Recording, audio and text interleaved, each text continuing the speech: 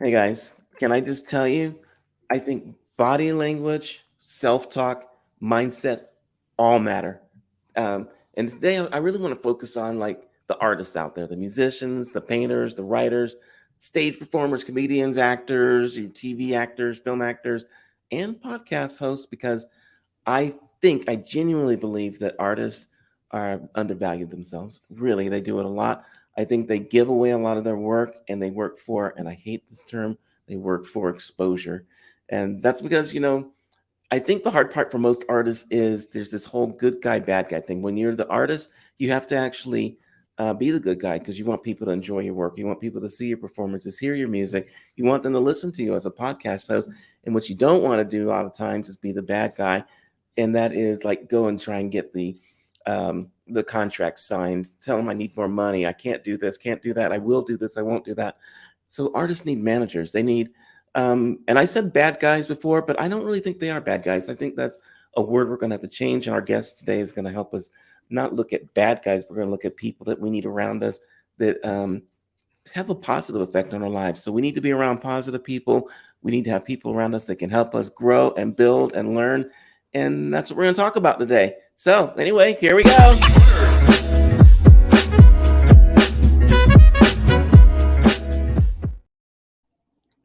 Okay, guys, today we have the pleasure of speaking with Jess Ponce III. He's a renowned media consultant, personal branding expert, body language expert, and author of Everyday Celebrity, a personal branding guide from a Hollywood media coach, and awesome 7 Keys to Unlock the Speaker Within. He also developed a methodology called the A Factor that I'm absolutely enthralled with, and it helps professionals from all walks of life strengthen their presentation, leadership, and media skills. Jess works with CEOs, entrepreneurs, television networks, and creative talents. So get ready. We're going to have an insightful, educational, powerful conversation with Jess Ponce III. Jess, I'm excited that you are here. I am excited too. And what a lovely introduction. Thank you, Michael. And also to your lovely team for inviting me to be here because I think it's such a rich, lovely conversation. I have like loved the idea and the thoughts of body language and mindset ever since I was little. Like seriously, I think that body language always fascinated me. I wanted to be able to look at people in like X-ray vision and see what they're thinking. And I've learned about mindset and how important it is. So let's jump into those things. And I love your theory, your methodology, I guess, called the A factor. So why don't we jump in right there and talk about the A factor? Well, thank you. And I think if I can just really quickly touch Mhm, on something you had mentioned, and that's the idea that when you were a kid, you wanted to be able to have that X-ray vision. mhm. I'm here to share with you that I think you did. And somewhere along the line, we lost our intuitive sense of how to read people because we were so concerned not about what they were saying, but about what we were saying.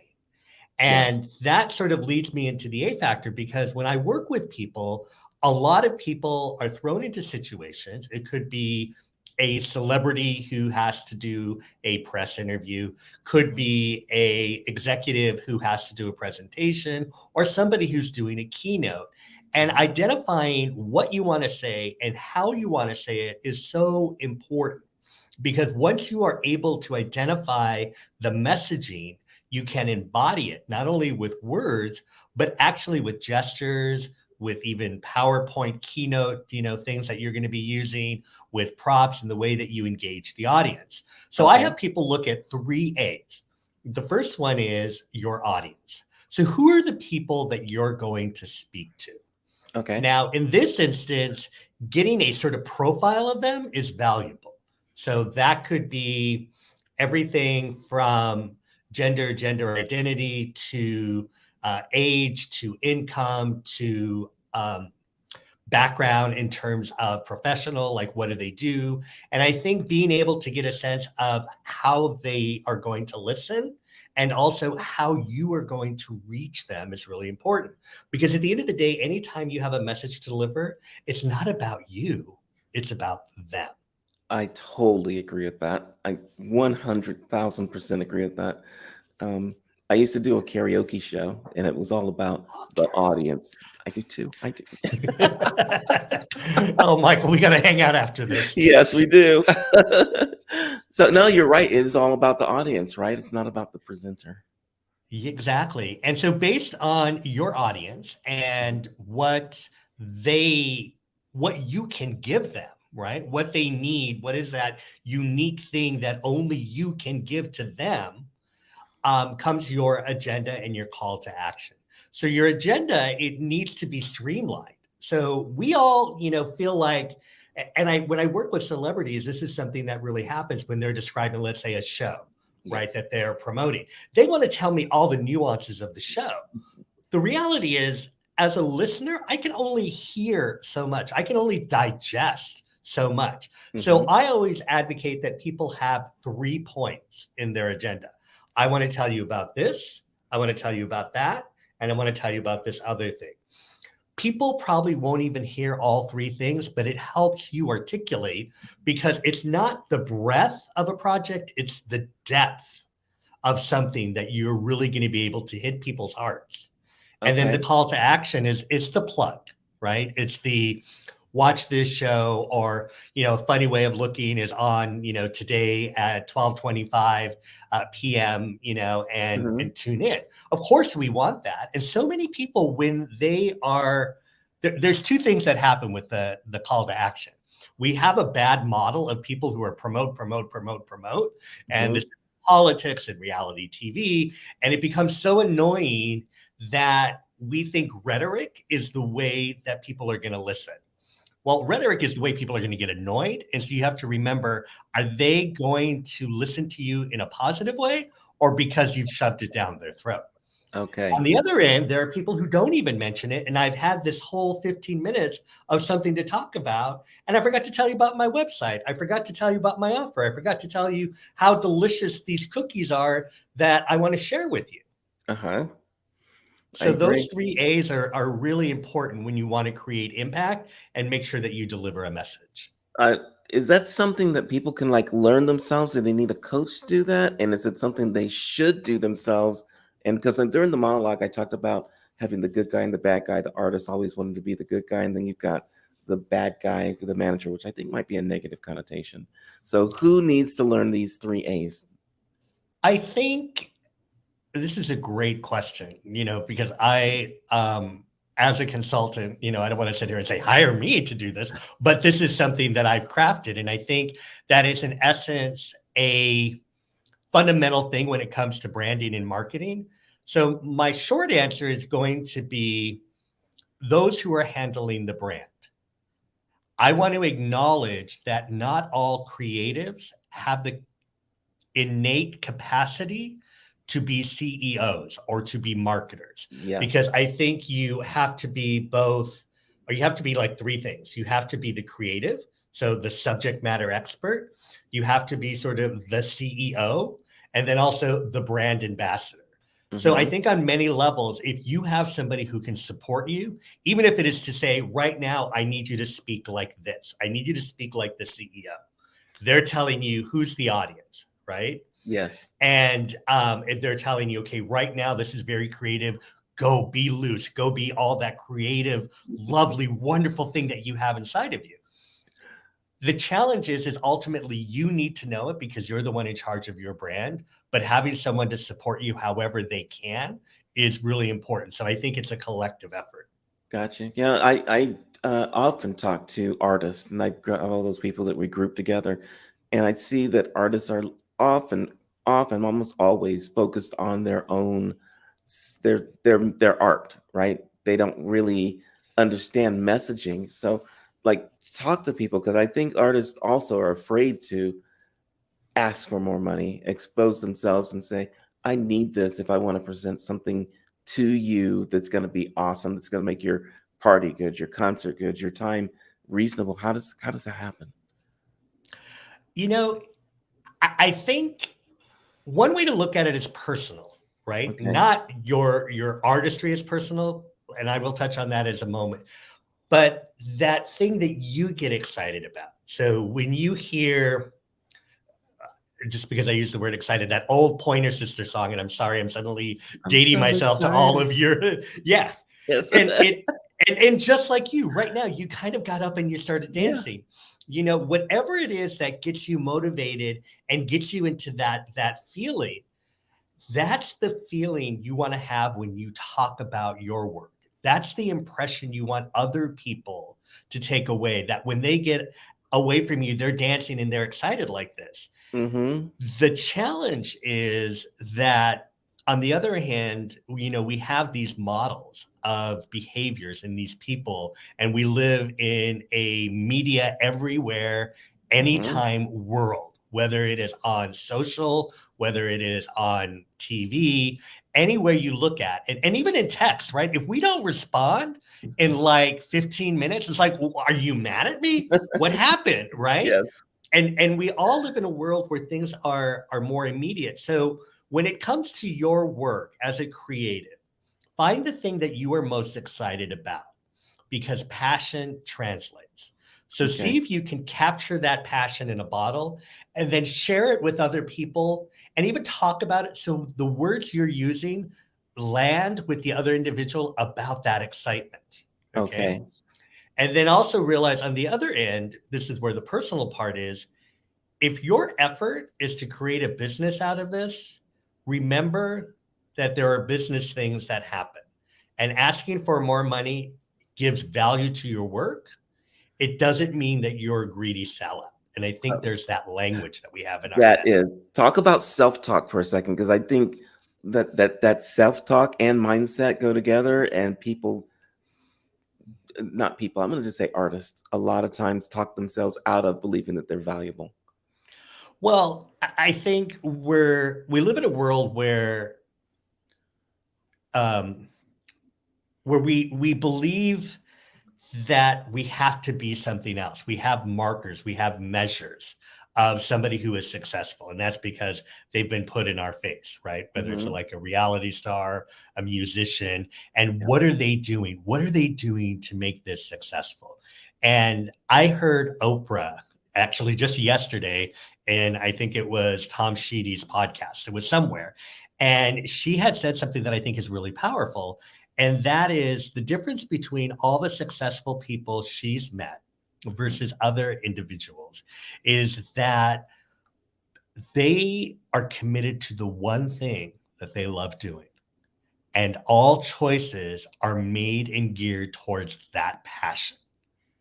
And I think that sort of dialogue, I am this, you Hmm. begin to put it out in the world.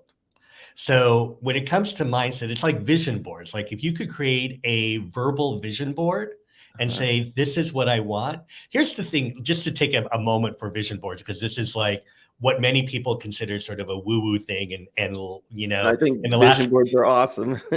well, yeah. And I love that in the last 2 years, TikTok and Instagram have taken back this thing that went away for a while.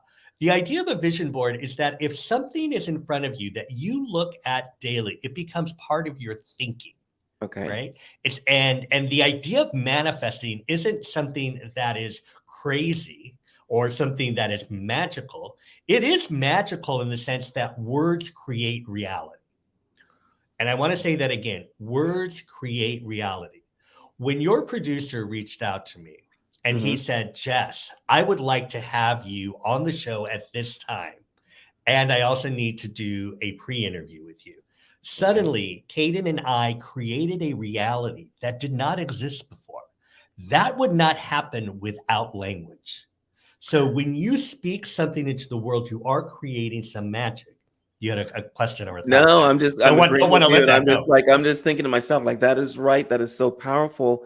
And I've spoken those words to myself, and the way that you just laid it out, as that didn't exist. This interview didn't exist before Caden jumped into with you and spoke the words. You guys spoke the Yes, words together. exactly. And those spoken words are both verbal, they're written, and they're in our body. So suddenly I was like, oh, okay, I've got this opportunity to connect with Michael's audience. So I'm Mhm. going to look at that and this wonderful show and the people that you've helped to reach.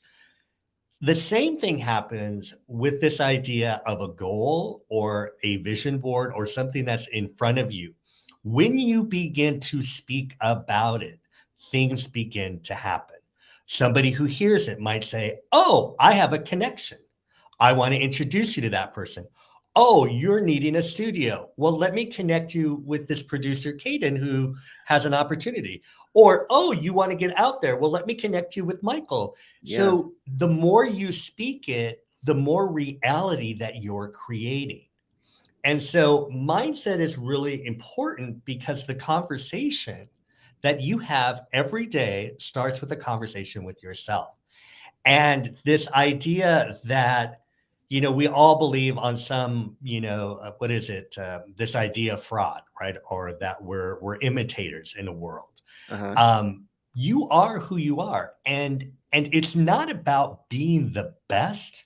It's not about being Beyonce. It's not about being Oprah. It's not about being these elite athletes. It's about the unique value proposition you have that your audience needs because you have something that nobody else in the world has.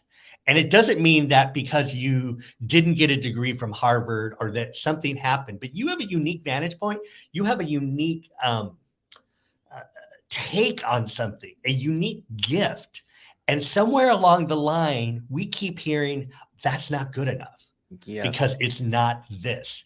And therefore, that dialogue wins, right? We hear Hmm. that dialogue more than the "I have a unique thing to give somebody," because that comes from the heart and that's vulnerable because not everybody's going to want it, but you don't know who's going to want it until you speak it out into the world. Let me ask you a question about that. There's this saying or a phrase that people use often. It's like "fake it till you make it." Do you believe in "fake it till you make it," or is it you are already it? You just have to develop it more. What? How does that work? Fake it till you make it is one of those phrases that initially I was like, I'm not going to fake it, because I want to be real and authentic. And I see all these people faking it. I think the idea of faking it till you making it or until you make it is an idea that life is sort of like a workshop, Hmm. and your job and the way that you approach it as a creative is open and there's possibilities. So why not try something? So I think the fundamental idea behind fake it till you make it is that put yourself out there, you will figure it out. And I actually wrote about this, I think in Awesome, this idea that when you put yourself out there or you're faking it till you make it, you will find your way, especially if this is what you were meant to do, especially if this is your passion. Because until you put yourself out there, you won't figure out the nuances on how Hmm. to promote it, how to work it, how it lands with other individuals. Because too often, and this happens with social media, and when the advent of social media happened for non-digital natives like myself, Uh-huh. right? We were like, how do I do this? I want to do it right, right? And it's not about doing it right. It's about experimenting because that's where you will find out that it's right for you. And that idea of faking it till you make it is the same idea that by experimenting, you can find out what's right for you. Gotcha. Let's throw some body language into that also, because is part of that faking it till you make it, the way you dress, the way you sit, the way you hold your hands, your head, your eye contact, and all that kind of stuff. What are the things that are important there? Well, we speak from multiple cores, right? Our Okay. most expressive self touches on three things. One is our thinking, the Mhm. second is our heart, and the third is our intuition or knowing. So let me give you an example. Intuition and knowing is something that I think is abstract to many people, especially in Western culture. Mhm. The idea of thinking or knowing is this idea that when you say something, the potential dangers of how that's going to land. I went to my mom when I was 16 years old because I wanted a set of drums, and I did it while my dad was out of town. Now, on many levels, that seemed sort of manipulative, but intuitively, I know what was going to happen by me articulating this reality that I wanted. And so that goal was important to me. So similarly, you communicate even a same story of what happened to you Mhm. differently than you do to a partner, different than you do to a friend, different than you do to a colleague, different than you do to a family member. You're Yes. still you, but intuitively you know how these things are going to land. So, in that, you embody different things. In one instance, with a partner, let's say, you would be very intimate, very open, very honest. Mhm. What does that look like? That looks like this, right? I'm open, I'm honest. Suddenly my voice dropped. I'm very sincere. I can tell you the things that I'm excited about, right? I can tell you the things that really like made me feel, you know, heartfelt about Right. this situation. With a friend, right? You are maybe communicating only so much excitement because you don't want to seem like you're bragging, right? Mhm. Where you would with a partner, like, damn, I got that. Like, this is it. You should have seen their face. Like, I nailed it. And Exactly. you might do that with a certain friend, but see, even how I express myself, my body communicates a lot. And so I think the connection with your body and your words are very real. Okay. And Okay. so I know that I got a little off topic when you were No, asking no, me no. about You're and this. you're drawing me in. You're sucking me in, so I haven't stopped you. Okay. Okay. I love it because too often we speak in our heads, right? And it's like, okay, if I'm going to do this pitch, these are the talking points that I need to do. Well, what we're missing a lot of times is the emotion, and we're missing our knowing how to read that audience. This is something we learned as kids that we have unlearned in our adulthood. And that is to read the audience because we're so worried not about what they're going to receive or how they're listening. It's the words that we're going to use to make this point. Oh my God, say that again. That is like awesome because that, yeah, We instinctively know. We learned this from childhood onward when we started engaging with other people, how things were going to land, right? And we yes, were authentic when we got excited or when we started crying. Like, for example, when my grandmother said, little boys don't cry or dress or act like that, right? That right, impacted how I expressed myself. But intuitively, I knew that I wanted to be expressive, right? yes. So I had to learn how to navigate the way that I expressed things also. And that meant I had to see how it landed with people. I knew what my mom wanted versus what my dad wanted from me, Hmm. and also how they were going to receive things. I knew what I needed to talk to my friends about. Somewhere along the line, as we become adults, we unlearn this knowing. Where does that We happen? That happens in our pursuit for success. Okay. That happens, I think, socially when we begin engaging other people. We begin to build this expectation of like, oh, this is how Tony Robbins did it. This Hmm. is how Oprah did it. This is how this person or that person. They begin to model a way of behavior that we think is most successful. And so we begin to say, okay, well, um, what are the words that I need to use? Yes. I always advocate that people not focus on words, but they focus on messaging. So when you focus on messaging, you're not focused on the word, right? You're focusing on how this is going to land, and therefore you can adjust your delivery. Are there any like exercises that people could do? You can give like a tip or two to people who are watching, going like, if you want to get out of this mold that you're in and you be your authentic self, you do try this.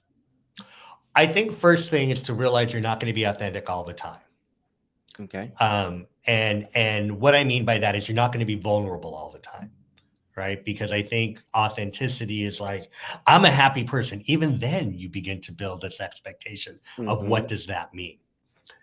So I think that's first. Second is to begin studying how you listen. Begin looking at people. Are they congruent in their body when they answer things? Is there a double bind? We know this. We know this instinctively, but we don't pay attention to that.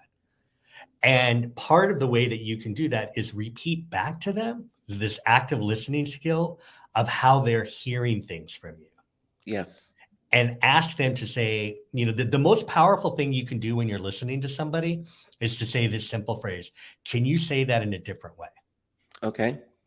Because more than often they will tell you what they mean because they're trying to find the right words.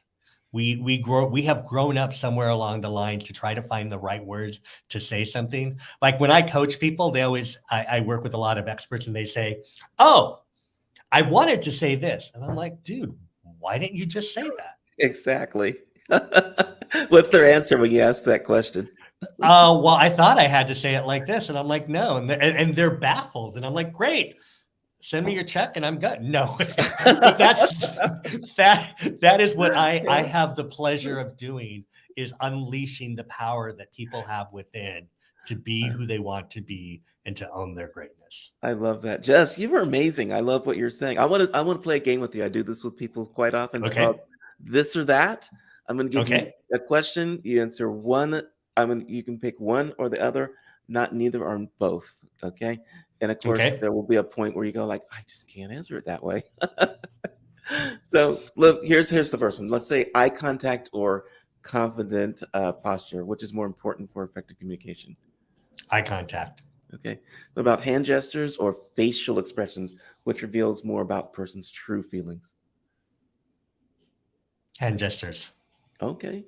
Power pose or relaxation techniques, which helps the. Relaxation techniques. Okay, thank you. I love that. My friend, by the way, is getting me into meditation, and we're doing meditation like all the time now. So I totally agree. So intuitive listening or active listening? Active. Okay. What about tonality or word choice? Tone. Good. Networking events or one-on-one meetings? That one's interesting. One-on-one meetings. Okay. Just like we're doing right now. Yes. Yeah, Yes. kind Yes. of, because we're also networking because there's people watching us. Yes. Yes. Yes. Exactly. Okay. Which is more effective when you're trying to appear approachable? Open body language or closed body language? Open. Okay. Smile or serious face? Smile. Okay. Mirroring body language or maintaining your own style? Mirroring. Yeah, mirroring works really well. Large gestures or small gestures? I want to say it depends. Um, Small. Okay. How about vocal consistency or varied tones? Varied tones. Okay. One more. Which is more powerful when you're delivering a message, standing or sitting? Standing. Okay, awesome. And there's reasons for all of these that I wish I could go into, but at the end of the day, let me just say this. Anytime you need to challenge yourself, lean Hmm. into that. For Okay. example, real quickly, small gestures can tend to be more expressive, even though they're more subtle, but you're doing it. And then you can lead into bigger things. Nice. I think we're gonna have to come back and we're gonna have to talk about karaoke. We're gonna have to do some body Yes. exercises. Might have to get you to play some drums, and I'll play some sax along with you or something, Oh my and God. we'll have some fun with it. And we're gonna have to do it in Spanish. Oh, that's right. Did you tell everybody you're learning Spanish and I'm learning Spanish? I have like sideways mentioned it every once in a while that I want to hablo español. Hablar Tú hablas español. bien. Gracias. So we'll do it together after you get done Okay. with your trip and I get done with my Duolingo for the 5,000th hour or whatever we're going to do. I definitely want people to stay in touch with you. They can get in touch with you at jp3globalmedia.com. And they can also buy your books, which we mentioned earlier. So I love what we have done so far, and we definitely need to do this again. And if nothing Absolutely. else, we're going to do karaoke together. So there. All right, I'm everybody. down. Check us out every Monday, Wednesday, and Friday, and we'll see you guys in the future. Bye bye. Thanks.